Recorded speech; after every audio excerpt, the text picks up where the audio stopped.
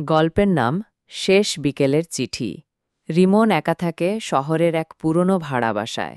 বাসাটা অদ্ভুতভাবে নীরব, যেন দেয়ালগুলো কথা বলতে ভুলে গেছে। প্রতিদিন বিকেল 5টায় পাশের বাড়ির ছাদের ওপরে কাকের ঝাঁক বসে। রিমন জানালা দিয়ে তাকিয়ে থাকে, কিন্তু কাকগুলো কখনো তার দিকে তাকায় না। তার টেবিলে সবসময় একটা অর্ধেক ভর্তি পানির গ্লাস পড়ে থাকে। কেন ফেলে দেয় না তা সে নিজেও জানে না। ঘড়ির টিকটিক শব্দ আর ফ্যানের ধীরে ঘোরা ব্লেড তার দৈনন্দিন সঙ্গী।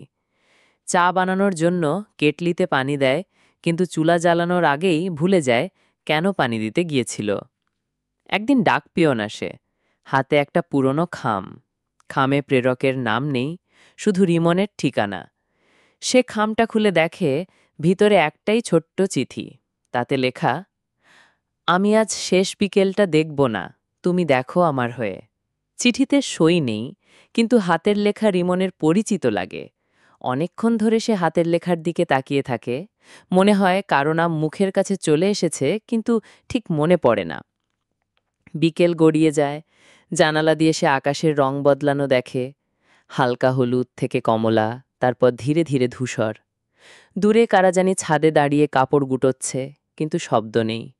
রিমন চুপচাপ বসে থাকে, হাতে চিঠি। তার মনে হয় হয়তো এই শেষ বিকেলটাও কেমন করে যেন চলে যাবে, আর সে কিছুই টের পাবে না। কাকগুলো উড়ে যায়, আলো কমে আসে, আর ঘড়ির টিকটিক ধীরে ধীরে থেমে আসে।